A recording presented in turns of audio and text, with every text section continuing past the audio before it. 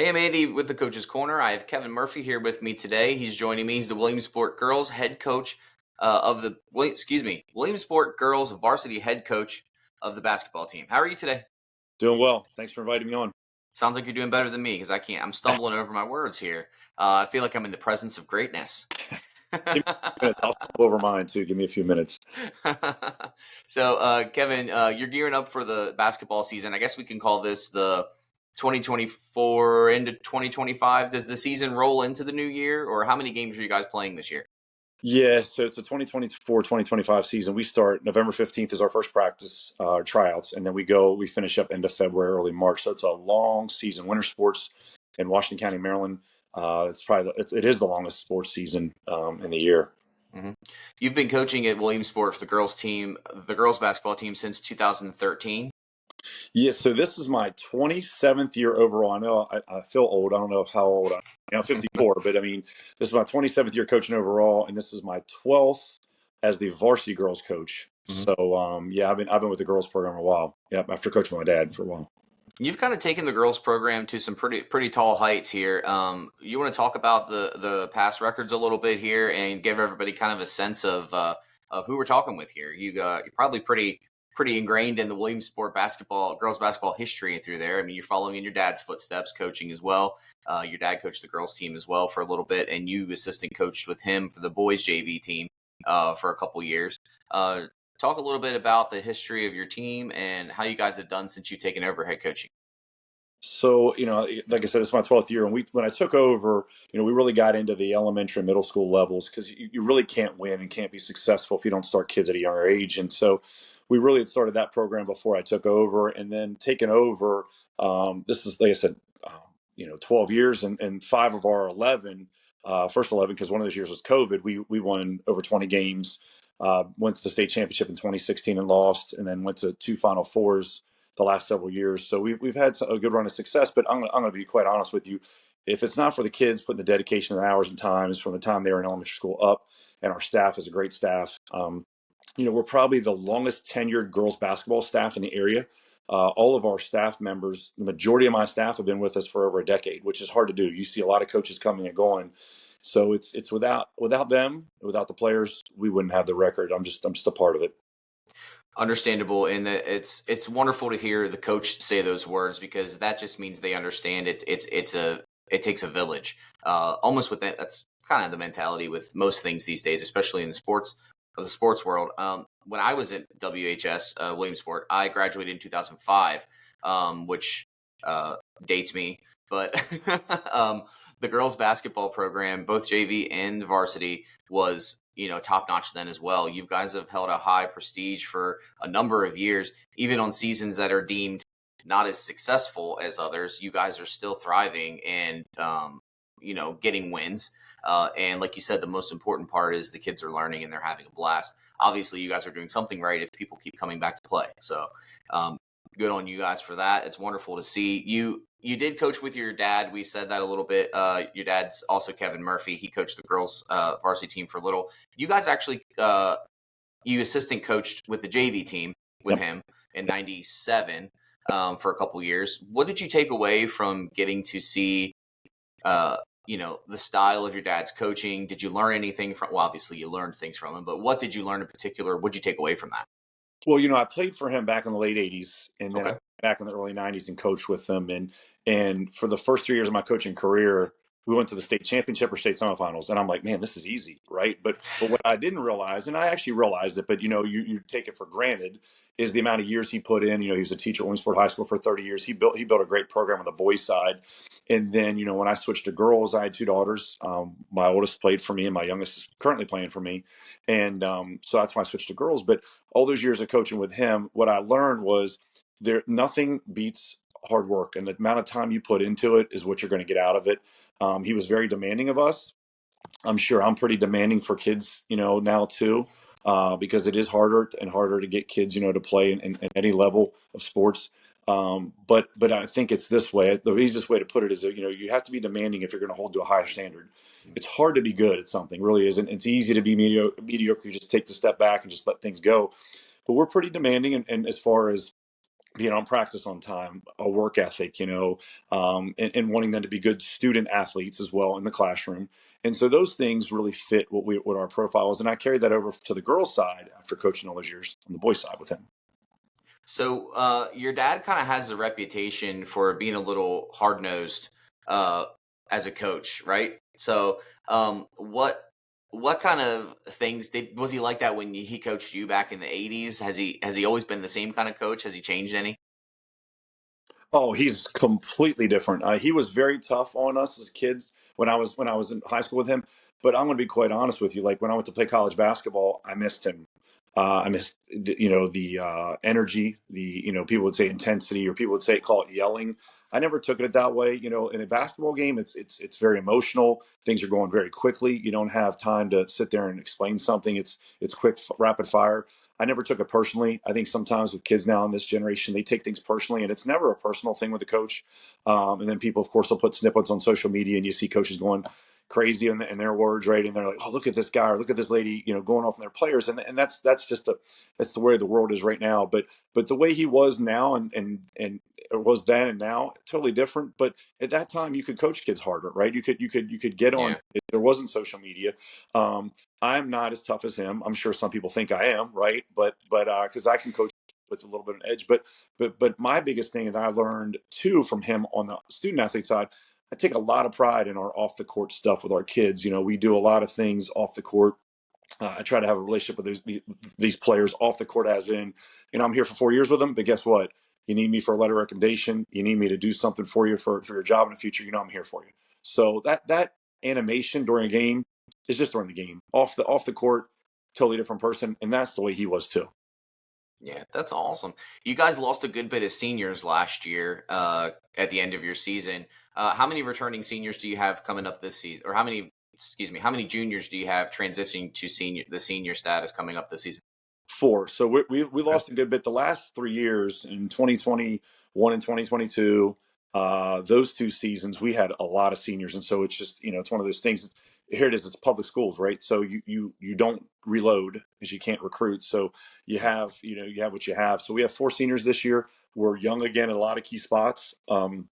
But we'll be competitive. We'll battle. We'll compete. And like the biggest thing I can tell you is we have great kids. You went to WHS. You know what I'm talking about. Hmm. It's Yeah. I love the school. I bleed blue. The kids are in. They're trying to work for you every single day. So can't say anything negative about the kids. I love working with them. Yeah, that's awesome. Yeah, I do bleed blue still. I love getting back out to some of the games. Only thing I've been able to get to recently was a couple football games because I have some friends that have had some sons that played on the team a couple years ago. Like I touched on earlier, I played a little bit of JV basketball back in my day, and basketball is a grueling sport. I don't think a lot of people understand the amount of work and dedication that goes into an actual season, let alone high school, and even going up it increases as you get higher in the rank of where you play. I just remember running. We ran a lot, and conditioning was a big thing. I'm assuming conditioning's still a huge thing today to get the players to play. But has the style changed over the years? Any of how the game's played for you, or have you switched your coaching styles? Oh yeah, I've changed in the last. I change almost every year. I go to coaching clinics, and you pick up new things. And the way my dad coached in the '90s, and at the end of his career, where you ran certain things and did certain things, is totally different now. From the conditioning standpoint, one of the things that I learned at a young age, and I learned it in college because in high school my dad did a really good job of this. College, we ran what you just said. We just ran and ran and ran. What I Hmm. learned from him, and also kind of worked on my own and to do, is that kids don't want to run to run, but they'll Yeah, run if you have great drills. So we do a lot yeah, of full court drills that are fun, that are competitive, that kids like to get out and run then. And they don't even realize at halftime that, hey, man, we're conditioning, but hey, guess what? We're not running sprints in practice. So I'll be honest with you. It's a secret that I probably shouldn't tell other coaches. That's okay. I mean, I'm willing to share, but by January, we don't run any sprints anymore. By yeah. January, February, we're doing run conditioning and drills. So the kids love it because by then, if we don't have them in shape, that's probably my fault, right? So in November and December, we're doing a ton of drill work, a ton of running, but then we back off the gas pedal, and there's not a lot of sprinting in January, February because we're working that in practice. You sound like my kind of coach. That's how I was in high school. I played all 4 years. Did some soccer as well. and that's one of those big conditioning sports as well. And man, I hated running for just the running purpose. But Yeah. if we were doing the drills, or we were scrimmaging, or it's during a game, I'll run my butt off Yeah. until I can't go anymore, because you have that different mindset and mentality. So that's Well, cool that you do that. I'm sure think, kids love that. not to interrupt, think of it this way. Oh yeah. Of a practice and you're looking up the clock and it's your practice is over at 6, and at 5:50 you're going to start running. You're probably 10 minutes before 5:50, you're probably dogging a little bit, because you got to save every energy you can. Yeah. That clock, like, he's going to run us the last 10 minutes, or she's going to run us the last 10 minutes. So I don't want kids doing that. Like, I want to run them the entire practice and move, and I don't want kids dreading the last 10 minutes of practice like I did when I was in college, or some parts of my dad's practices. So yeah, the game has definitely changed, and the conditioning part's changed too. Yeah. So the NBA season just got underway last week. Are you more of a fan of the NBA, or are you more of a college basketball kind of guy, or both? I'm a big college basketball guy over the years, and I watch NBA, but over the years, I've got to know a lot of college coaches. We've had some kids at the D2, D3, and now some D1 level coaches. And I was actually just at the University of Kentucky. I was at their practice, their women's practice, and got to know their staff really well when they were Virginia Tech. Went to practice, then went to their Big Blue Madness, which was pretty cool. And so I'm a big college guy, more so because that's where the kids that I coach, they're going to go that next level. But I'll watch both. And the WNBA's gotten even bigger and better now too. So. And who are you a fan of for college wise? Maryland? Well, I do like Maryland. Carolina was my big team growing up, because I like Michael Jordan in the early. Oh yeah. I'm old. So when I was a kid, I liked Michael Jordan. So Carolina, I root for the local teams too. Like, I like Maryland, and I'll root for the Wizards and things like that. But I just like watching college. I just like watching basketball, but I like watching college basketball. Yeah, college basketball's got that. Not that the NBA is not exciting, but it's got a different feel to it. The student sections are, add to it. The fans, I feel like, are more into it. I always say I enjoy the NBA, but I enjoy it more come playoff time, because not that the players slack off through the rest of the season, but naturally you're gonna play a little harder in the playoffs because you want to get a championship. Halfway through the season in the NBA, you kind of see teams slack off a little bit, maybe.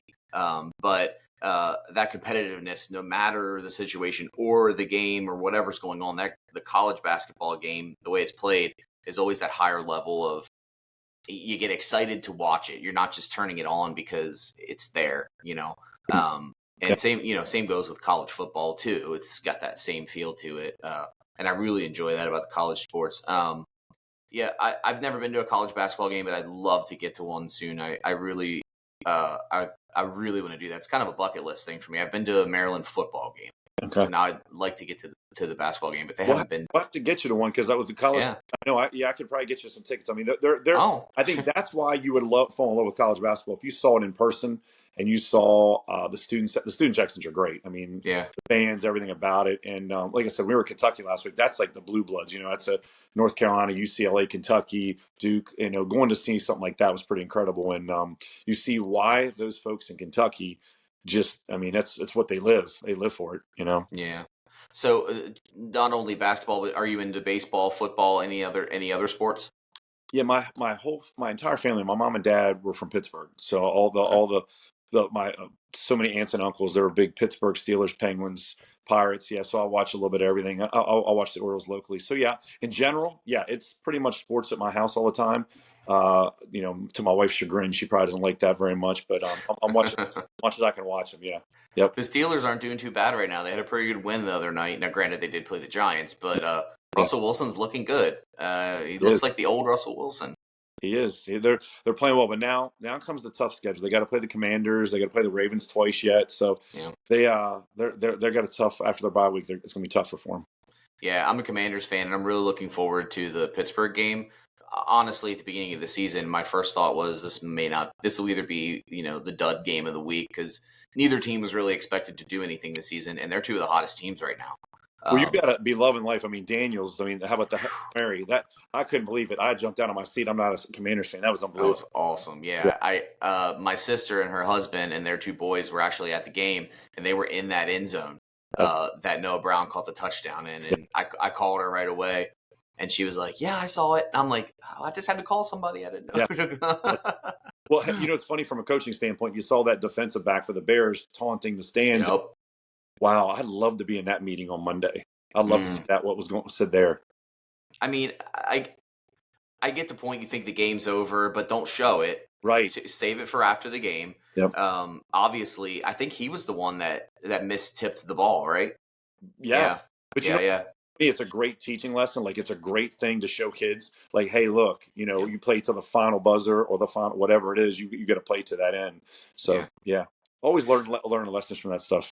Yeah. I do like the Bears so far this year, though. Caleb Williams is looking good. I think they're in a great position. They just need to get a couple more pieces together, just like the Commanders. But yeah, having a quarterback for the Commanders, I've been following them. I think the first year I started actually like really seriously getting into it was the Mark Brunell years when they were still the Redskins. Yep. They were decent, made the playoffs here and there, but the amount of quarterbacks that they've been through, and even other players as well. Ryan Kerrigan was one of my favorite players to watch. Then it hurt me when he became an Eagle, but we've had our fair share of downs, so it's nice to be up every once in a while. And now I think I think they could go somewhere as long as they keep doing what they're doing. And it's nice to have old man Dan Snyder out of there. So that's it right there. You just hit. I was going to say it. You got to know. That's the key. Best thing. Yeah. Yep, that's the key. Like I always said, I just talked with Ron Hare over at Hancock. He's the football coach there, and we were talking a little bit about the game the other night, and he's a Cowboys fan. Sure. So we talked a little bit about that, and I was telling him, I said, it all starts from the top down, and that's any sports organization. Yep. From the top down, and Jerry Jones tries to run that team, and until he steps out of that position and lets somebody else take care of it, I don't think they're ever going to win another championship. It might be successful, but it'll never amount to what the fans want to see. So it's nice to have an owner and a coaching staff that take care of their quarterback, because as soon as Daniels got hurt, I didn't want to see another RG3 situation. That was my first thought.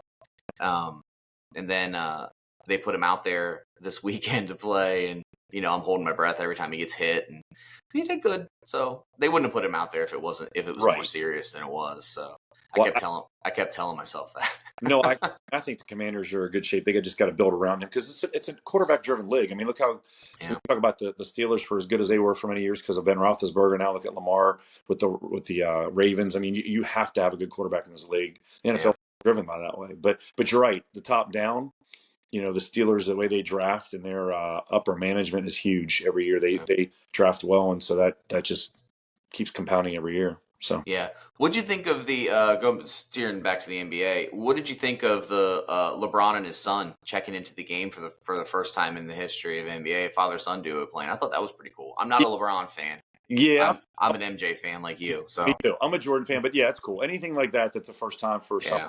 I'm good with that any day of the week. Yeah, and I'm a big basketball guy, so it's cool to see those kind of things.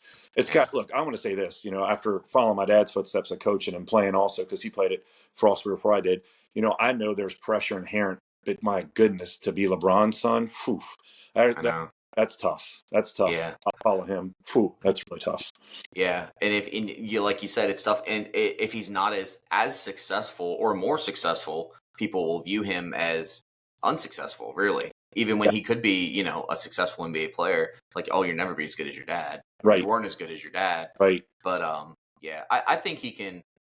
I think there's promise there. Maybe not quite the same hype that LeBron had. LeBron was getting that coverage coming out of high school, and LeBron's just so big. I mean, he's just such a big dude, yeah. And he's so strong. I mean, that's the thing that Bronny doesn't have. I mean, LeBron's frame and his body. I mean, he could just go through contact. He can shoot threes. He can finish through people. I mean, that's a tough guard in the NFL and the NBA. I mean, speaking of NFL, he could have been a tight end in the NFL. I mean, for sure. He did play some football in high school, I think. Yeah. I mean, he would have been probably one of the best tight ends that ever played. I mean, the way his hands and the way he moves, he could have played any sport, LeBron. Yeah. So we'll see how it works out. But yeah, that was a cool moment. And I'm excited to see what the NBA season has here. I'm rooting for the Wizards. I like the Grizzlies too. If I had to pick a different team besides a hometown team, I really like watching Ja Morant play. Yes.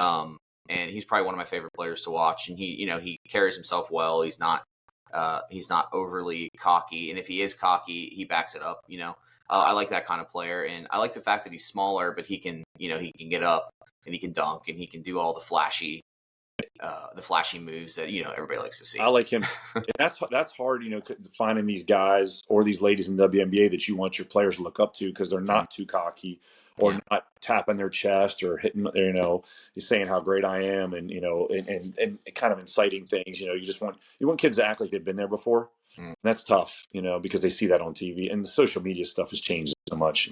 Oh yeah, yeah, it's a big thing. It's crazy how much kids today, that's their first go-to when anything happens. It's social media, Yep. and we try. We try to. I have a 5-year-old and a 2-year-old. They know how to work electronics better than I ever did at my age.